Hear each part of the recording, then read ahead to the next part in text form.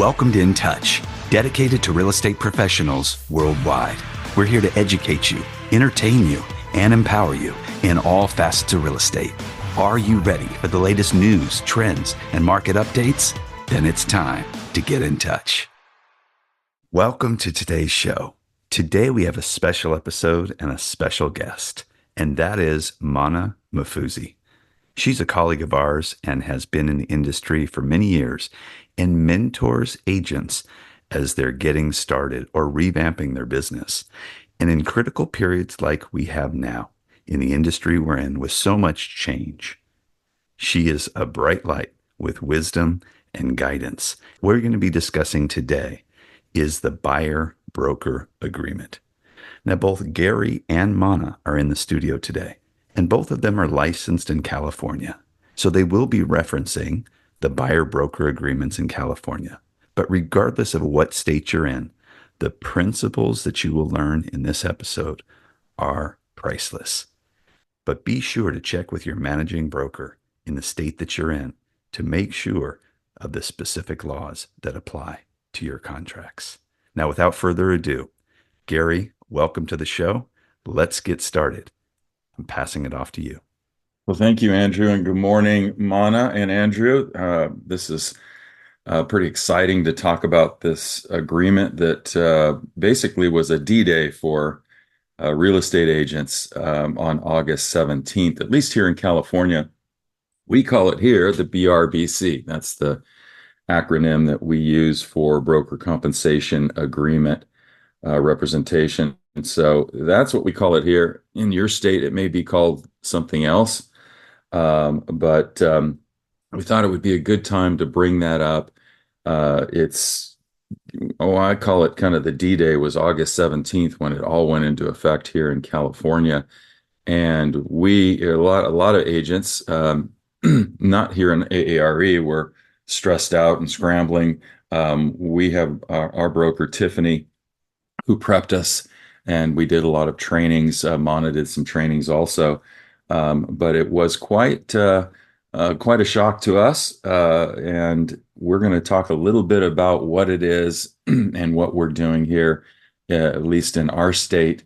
And I want to introduce Mana. Mana has been in real estate. I've been in real estate over 20 years. Mana, tell us a little bit about yourself. This is your first time on the podcast. We're excited to have you. We're not going to go really lengthy on this, but we are going to kind of bring up some of the problems that this has this has actually caused some challenges in our state, and some agents are really kind of reeling and don't know what to do with this. So we're going to try and put some clarity in it. Mana, tell us a little bit about you, and welcome to the show. Thank you, Gary. Yes, I've been in real estate for about 25 years now. And the buyer representation agreement or written buyer agreement is not something new for California necessarily, in that it's always been there, except the big difference that happened on August 17th is that it became a requirement, whereas before it was optional. I actually train a lot of newer agents, and since it's 2016 actually, and I've always made it a part of my training to have a buyer's agent have their buyers sign one with them to protect them and their time. Before August 17th, the fee that was charged on the buyer representation agreement was paid by the seller through our multiple listing service co-op agreement, which has also gone away. So that's the biggest change. And, how do we make this mandatory now and make sure everybody's using it before they go out and show property? Yeah, that's an excellent point. Yeah, it's always been around in some form. Now, our particular form here is it seems like 13 pages. I know that a couple of brokerages out there are doing a different form. I know EXP is, and I think Caldwell Banker. And Mana, you may see a few other brokerages doing something a little bit different. They've shortened it and made it a little bit, I guess, more friendly. But the question is, what does it do? Everybody, what is this and what does it do? And do I need to sign it? And a lot of times, if you're meeting a buyer for the first time, you're asking them to sign this long agreement, and they're like, well, I'm not going to sign this. I don't even know you. But the question is, what does it do? So a written buyer agreement is an agreement between you and your real estate professional outlining the services your real estate professional will provide you and what they will be paid for your services. So it's basically you're telling them, or you're actually agreeing upon a set commission, and that is usually a discussion that you want to have with them before they sign it. You can either sign it in person or they can sign it by DocuSign. I personally, when I meet somebody, even if it's somebody new and they don't know me, here in California, before we show a property, we're required to have that agreement signed before we actually take them inside the property and show it to them. So it may be different in your states, but here in California, that must be signed before we go in. How are you using it now, Mana? And I know you're one of our trainers here at AARE, so you've probably gone through a couple of these here in the past few weeks, right? Yes, I have. So I have been letting my existing clients know. I haven't gotten any new buyers that don't know me. So they've all been, past clients. And I've explained to them the changes before showing any property. I share with them the links that the National Association of Realtors, as well as here in California, the California Association of Realtors, have sent us these one-page documents that explains it. So I'll send that to them, have them look it over, and explain that, just like when you go out on a listing presentation, you don't take a listing without a contract. It's the same, except that now it's required with buyers, whereas before it was an option with buyers. And I do explain to them that on their purchase agreement, once they've identified a home, they can negotiate with the seller to cover either all or at least a portion of what they would owe me as their agent.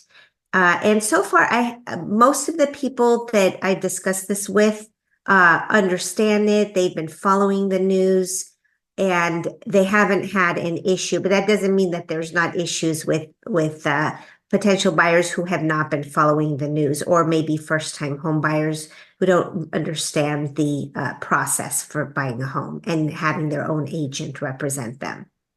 Yeah, and the key to this, and it's kind of always been this way, is these agreements are negotiable, right? So you've got if you look at the form, there's a percentage in there, and you'll put down the percentage that your clients normally pay you. So you could do it as a flat fee. You could do it as a percentage. I think hourly rate might even be in there too. But you have to be real careful on when you put that in there, because you could put $1,000 in there thinking that you put 1%, and that's your fee. That's your fee. That's what you're expecting the buyer to pay. Now, we'll talk about negotiations. You did say, of course, when you're writing an offer, and here in California, there's a box to check on the RPA that says that I would like the seller to pay for the for your fee, for your commission, or sorry, I should say compensation, right, Mana? I think that's the word they want us to use now, is compensation. So how are you doing that, Mana? Like now, I know most of your clients are by referral, but are you stating to them, or are you negotiating, or are you saying, hey, my name is Mana, I always get paid 2% or 3% or whatever that percentage is? You discuss it with them and then have them sign it by DocuSign. Yes. And a lot of times, if I am meeting with them in person, I'll just print it out and bring it. But I always like to share the document with the client ahead of time, ahead of our meeting. So they've had plenty of time to review the document, read it, and ask any questions about it.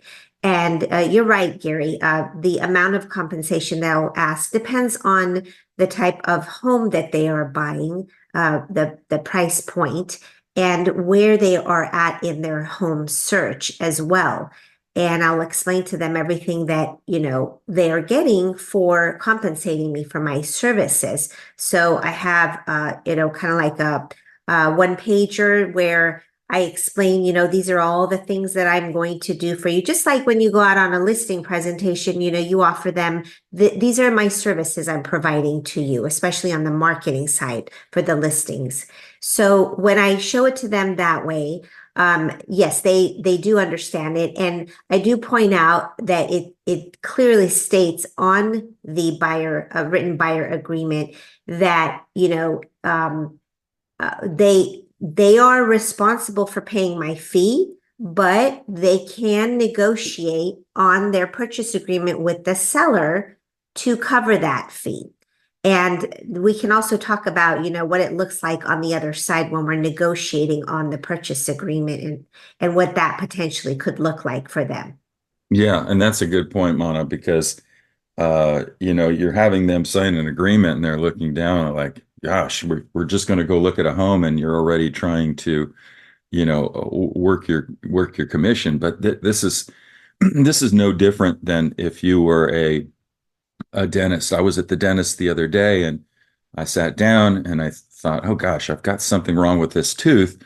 Well, the dentist looked at it and he said, oh yeah, you have a cracked crown. I said, okay, well, gosh, how much is that going to, what's that going to, set me back? And within about 2 minutes, his rep came up and brought me a little iPad and said, here's your fees. Here's everything to repair that tooth. It's going to cost you this much, sign here on the DocuSign. And so and it's no different than a lawyer, right? A lawyer has fees, tax attorneys have fees. Um, so you're basically saying up front, well, this is what I'm worth, and like you said, Mana, which is great. You've got a one page, uh, report or one pager that says this is what I'm going to do during the transaction, and this is why I'm worth this amount of commission. Now it's a little bit scary because people think, wow, gosh, am I going to have to pay this? Well, they kind of always already paid it, even in the past when you sell a home. I think initially, Mana, I think the buyers think, well, the seller's going to pay it, but they're actually paying it when they buy a home, correct? Exactly. They've, it's always been there. It's just a matter of who is actually paying the fee. In the past, it would just be, and for the most part, not always, there's always exceptions to the rule, but there's uh, almost automatic that the seller pays the fee. So the seller's already gotten their net sheet showing, okay, this is the sales price. This is how much I'm paying my agent. This is how much I'm responsible to pay the other agent. And now it's an option. That's where the beauty of the negotiation happens with the purchase agreement between the buyer and seller now. So far, I haven't run into issues where the seller's not open to giving the buyer a concession to cover their responsibility of the fee. But certainly if, the seller says no to that concession, then there's two options for the buyer. One is that they can go back and do a counter and offer less on the purchase price now because now they need to pay the 2% or 3% fee, or they need to go check their closing costs and see if, they have the money in there, because most lenders are allowing the buyers to pay it in the event that the seller does not cover it. Well, that's a good question. Now, Mana, I'll ask you this. So you're the negotiator, right? You're the one that's sending over the counter, and they come back. Your commission rate, let's say it's 3%, and they come back and say, well, the most we're going to pay is 2.5%, but that still puts your buyers in a in a situation where they can't afford it, could you adjust your commission? Well, once you sign a buyer representation agreement with your buyer, you don't want to go back and change it. What you can do, though, is accept the 2.5% and then let the buyer know that you will give them a credit in escrow for the other 0.5% instead of collecting it, so that they would get a credit towards their closing costs. So in that way, yes, you can adjust it. Oh, that's fantastic. So I'm glad you brought that up. Let's talk a little bit about here we've been talking about the buyer. Let's talk a little bit about how it's changed on the listing side. So in the past, you'd look at a property on the MLS, it would say what the commission is, right? We'd have a little spot that says commission on the right-hand side, bottom right-hand side. It would say 2%, 3%, whatever it is. Now that's gone away. So the seller, the listing agreement now does not state anything about what the seller is going to compensate on the buyer's side. So, how are you doing your listing presentations now, and what are you telling your sellers? Because that does make it a little bit difficult if you're a buying agent and you're asking, are you giving a compensation? And you're discussing that to a real estate agent picking up the phone. Hey, I know it's not on here. Is your seller giving any kind of compensation? How are you structuring that on the listing side? Great question, Gary. Yes, because our listing side agreements have changed dramatically as well. What I'm explaining to them is that now the buyer is going to ask them to cover their agent's fees as a concession to them in escrow. So essentially, we're just shifting it from it being on the listing agreement, which it's gone now, to a negotiation between buyer and seller on the purchase agreement.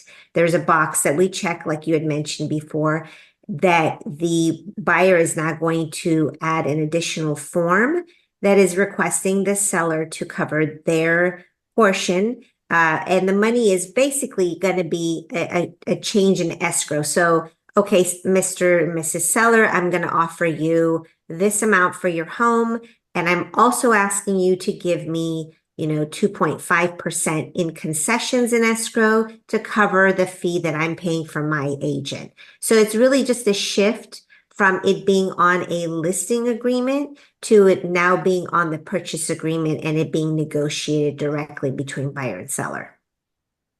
Right, that's fantastic. And I know you do a lot of training with yourself and with Tiffany. So you're probably seeing a lot more of these contracts than a normal agent would. So I'm glad that you brought that up. But so yeah, it's changed the way that we used to do business, and now we're just a little bit more conscious, and we have to explain more and tell the sellers and also on the buyer side, we have to explain to them what we do during a transaction, so they know, we're not just showing them homes, and it's not just a drive-by, hey, let's take a look at this, I'm going to write a contract. So you do need to explain to them what you're doing through that whole process, because it is, escrow can be very stressful. It is a lengthy process. Mana, you'd mentioned that you have a sheet that explains your services. Is that both on the buying side and the listing side? Yes, correct, Gary. I do, because I think that if you can show the potential customer, okay, so this is a customer relationship. You are essentially going on a job interview, right? And they're going to hire you to find their next home, or maybe their first home, or whatever it is that, whatever kind of real estate that they are buying. And so I'm going on an interview and I want to show them what I'm doing. And showing them the homes is, I would say, about 25, maybe 30% max of the amount of work that goes into buying real estate. And when I break it down, I show them everything that's involved. It really does make sense. They're like, wow, I didn't realize that there was, 76 steps. And I'm, just throwing that number out there because it could fluctuate on depending on if you, hire a third-party transaction coordinator to help you during the escrow process or if you do it yourself. But there are dozens and dozens of steps involved in buying a home. Showing them property is, like the tip of the iceberg, in my opinion. And if you break it down and show them what you're worth and what they're paying for, you will have a lot less resistance and a lot more understanding between you and your client. Yeah, I think that's true in any professional, whether you're a broker, an attorney, or any professional. I think if you went to an attorney today and you ask them, well, what are you going to, what are your services? A lot of times it'll be on their website, which is great. But if you picked up the phone and asked them, well, what are you going to do?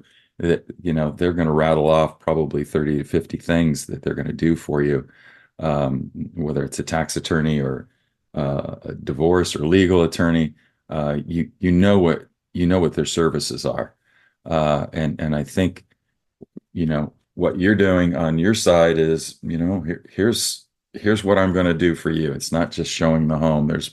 And it's not just me. Usually as a real estate agent or a broker, you have a team, right? You have a title team, you've got escrow, you've got transaction coordinators, and that whole team works together.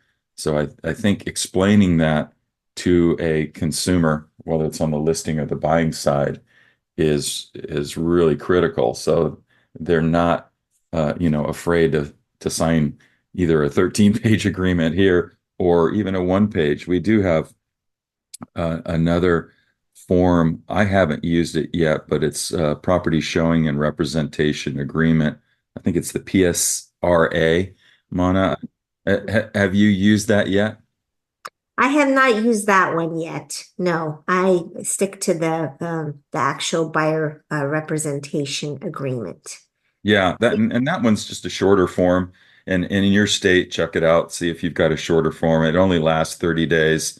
And if it's something where you're just going to show one or two properties, and you can identify the properties, you can do that on a one-page form and not scare the people away that may not even know you yet, right? I work with referrals, and also I do a lot of relocation and work with banks. And a lot of times I don't know these people. They don't know who I am. Of course, they can check me out. I'm on just about every social media.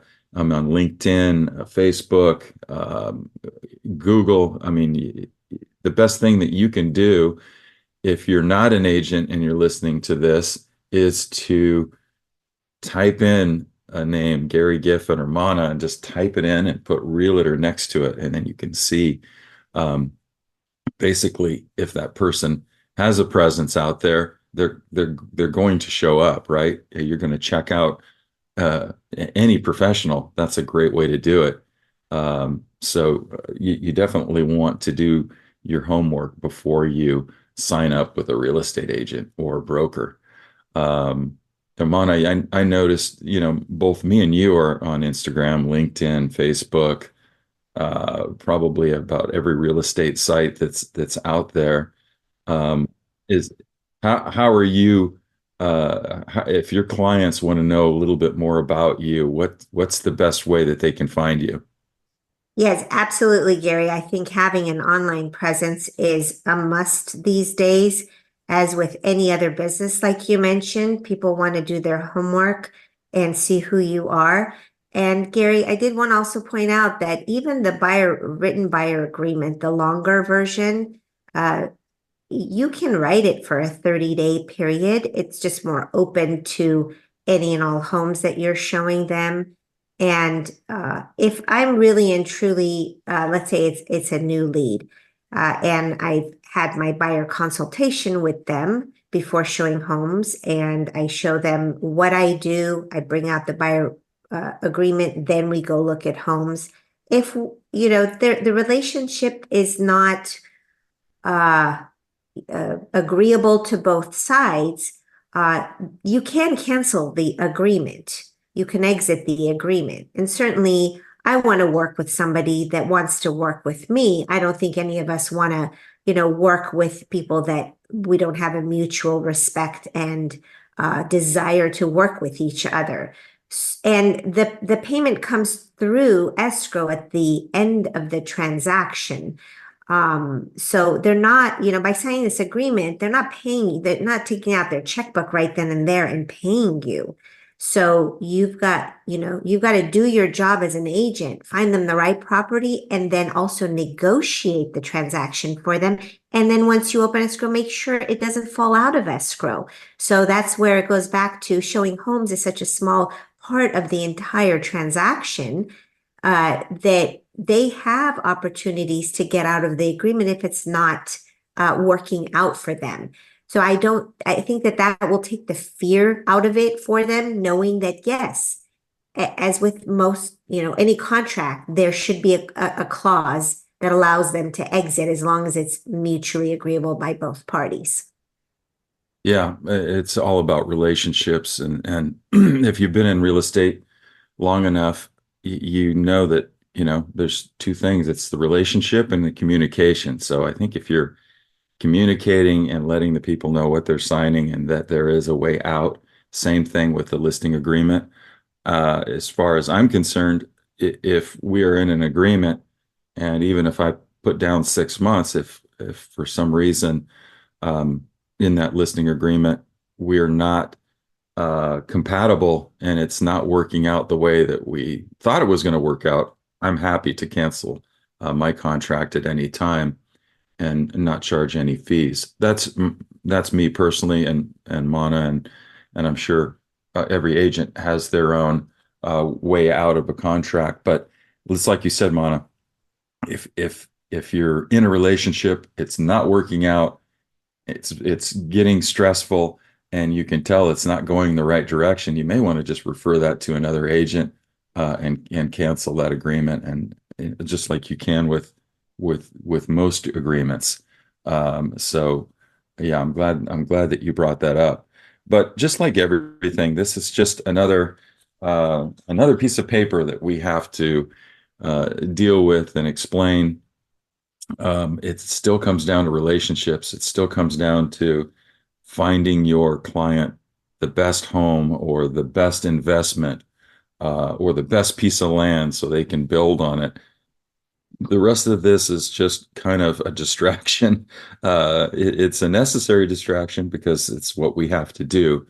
But I think it all starts with clear communication and making sure that your client knows exactly what they're getting into, making sure that they can afford what they're getting into, they can afford the payments. I mentioned teamwork. If you've got a lender, most of us have lenders that we've worked with, that lender is usually going to go over all the fees with them anyway, and should talk to them about closing fees, closing costs, escrow fees, title fees, compensation. All of that should be on what they used to call a HUD form that breaks down each one of those fees, so they know what they're getting into, because you don't want to get into escrow and then find out, oh gosh, we can't afford it, right? So I think, Mana, you're pretty good at explaining things and letting your clients know, yeah, can you really afford this? Is not like buying a pair of shoes. This is a home, right? Exactly. Yes, and I wholeheartedly agree with you that, having a sit down, a buyer consultation with the buyer, just like we do on the listing side. I go back to the listing side because when agents call and ask, and they might be flustered or confused as to why we, have this requirement now, I really go back and I point out the fact that it's so similar to sitting down with a seller and having a listing consultation. We're doing it now with the buyer up front. And I also encourage us to either have the lender present during that meeting or at least do a three-way call, get on board the three of us. And as you had mentioned, teamwork, any buyer who has a lender, there's your other partner. And that relationship with that partner is so crucial in getting the house under contract and also closing the transaction.